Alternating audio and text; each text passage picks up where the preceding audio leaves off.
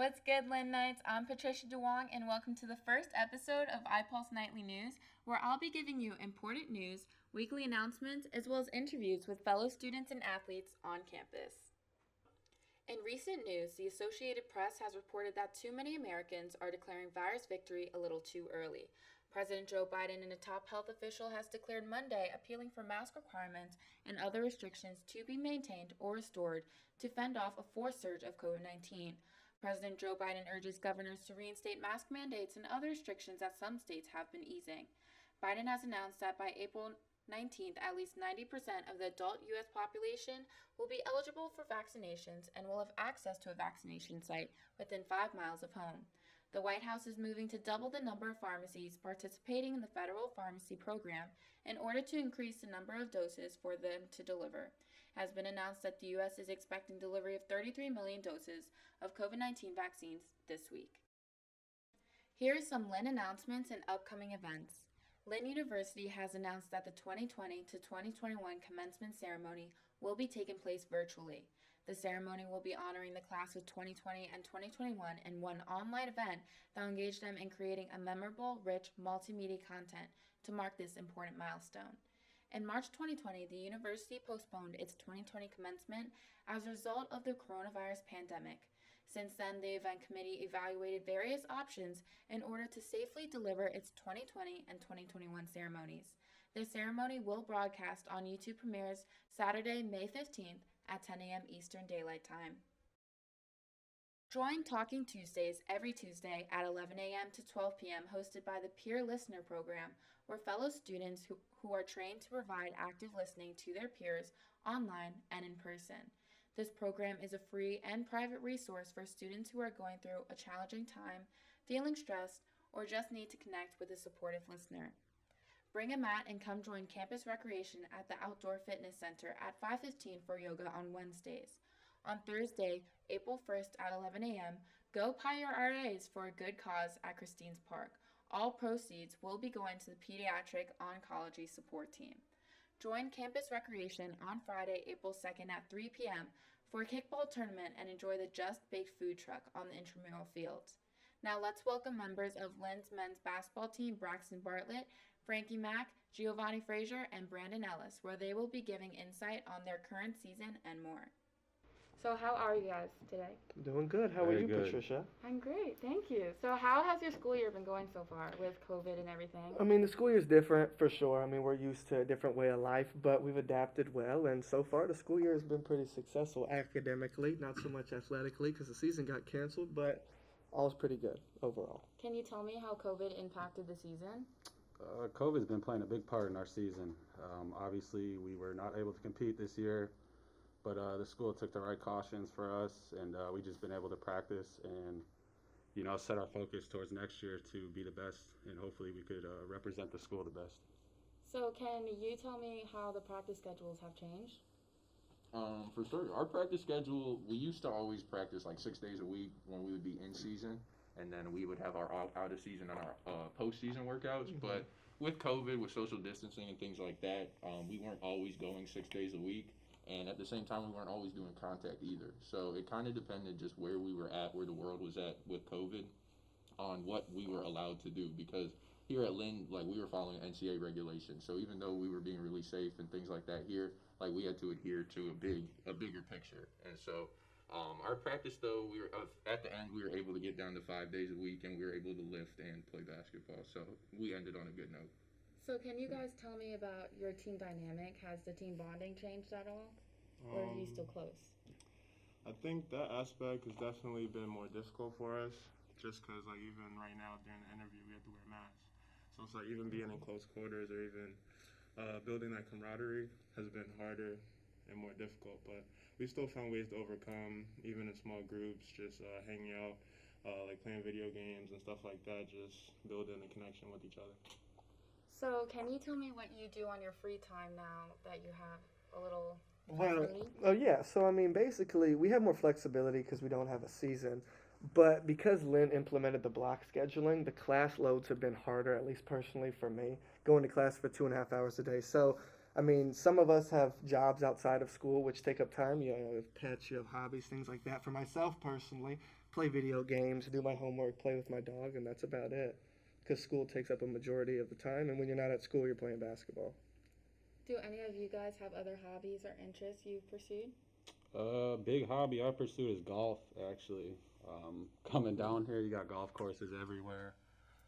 Not being able to compete, play other teams in basketball, it's allowed me to extend my game on the golf course, but it's also allowed me to focus on my grades and school and just being the best student I could be.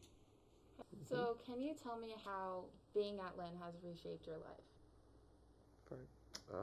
Being at Lynn, it's definitely benefited me. You know, I just got here this year, and I felt very welcome by a lot of the people here.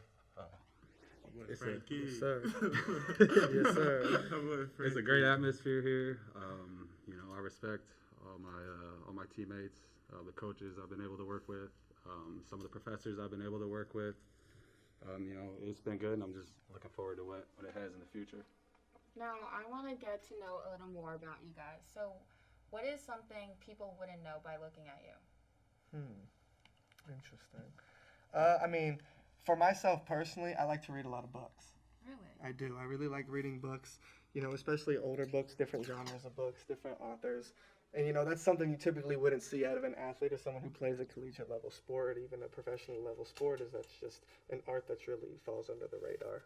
What's your favorite book, big dog? 48 Laws of Power Hey, that's a good one, man. by Robert Greene. It's a great book. That's a good one. How about you guys? I would say people probably don't know that I'm a big nature guy. I love to fish. I love to just explore. Like, I go to all like the kind of national parks in the states that I've traveled to and the countries that I've been fortunate enough to go to, and just kind of take in all that nature and see the different ecosystems and the different animals and all that kind of stuff play together. It's just super cool, and it's something I just really enjoyed since I was little. Nature boy Ellie. Nature boy Ellie. So, what could you say is your greatest win and your greatest loss? Greatest win, I would definitely have to say are you talking basketball perspective or like just in life? In life. Greatest win would definitely be able to pursue a higher education while also still being able to play basketball. Not a lot of people are given the opportunity to go to college and take advantage of that. And the fact that I was able to get a scholarship and continue to do what I study and mature outside of my life and grow as I was in college has been probably my greatest win. And then my greatest loss, I've taken a couple L's in my life. Probably when I got swine flu when I was like 10 would be my greatest loss. I was real sad. I was down. I didn't know the outcome for the little man, but I ended up doing okay. So, well, we got through it and made me stronger.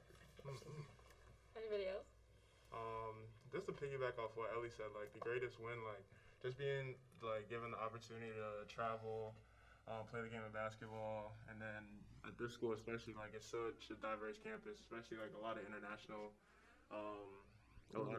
students. So it really opens up your mind, opens your perspective, because you talk to these people every day and you just see like how life really is different for everybody. So it's very eye-opening. Well, I mean, just looking statistically, you see the number of kids that get an opportunity to go on full scholarship to play sports, which is something most kids grow up doing just for fun. Being able to turn it into somewhat of a career and get your education for it is really rewarding. I'm sure we're all appreciative of that. One more question. What is your favorite memory around your sport?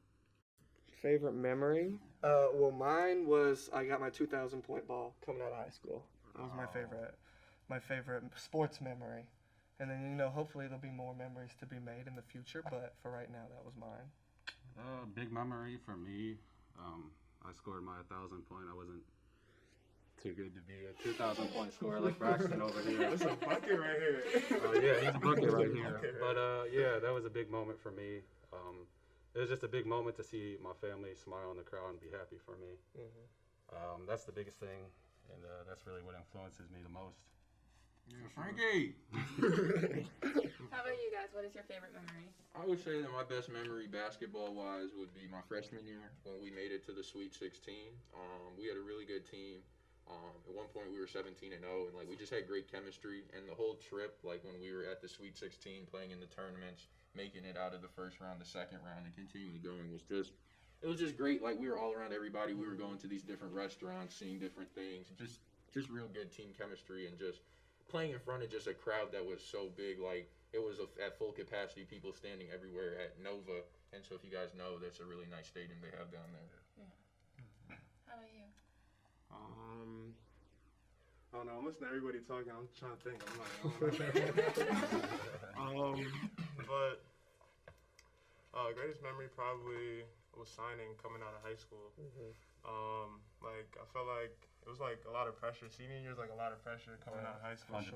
So it's like when you finally that moment when you finally sign, it's just like, all right, it's just a relief. I'm done. Like I'm done. You feel me? All right, now I just gotta go hoop. You see what I'm saying? People don't realize it either. When like you're going through that recruiting process, it's a lot going on in your head. Like you're making a decision for the next 4 years Well, but of you your also life. got life going on. I mean, you're still a full-time student, and you what got, it you know, your life issues going on too, Exactly. while trying to manage basketball. So it's That's like what when it is. you finally sign, like, all right, I made this decision. It's just like, all right, cool. Yeah. Ooh, I can sit back. You see what I'm saying? You Like, can I sit just back relax. and just mentally prepare yourself. Yeah, exactly. But yeah, that was probably one of the greatest moments. Like once you secure like that, like whatever level scholarship, like once you secure, like, all right, I have a spot on this roster. Like, all right, cool. Like I can relax.